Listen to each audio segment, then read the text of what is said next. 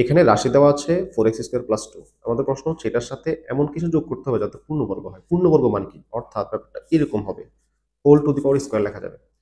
তার মানে আমাদের এখানে কি যোগ করা যায় দেখো? যদি আমরা চেষ্টা করি এটা একটা স্কয়ারের ফর্মুলার দিকে নেওয়ার চেষ্টা করতে হবে। যেমন কি হয় দেখো?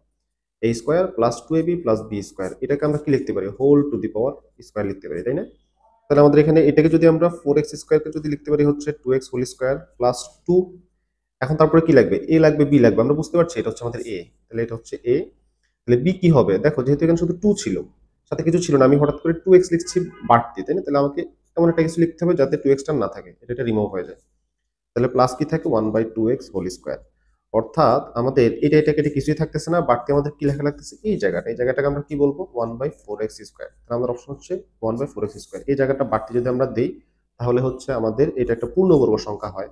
কারণ এই পুরাটাকে মিলে আমি কি লিখতে পারি? লিখতে পারি হচ্ছে a plus b whole square.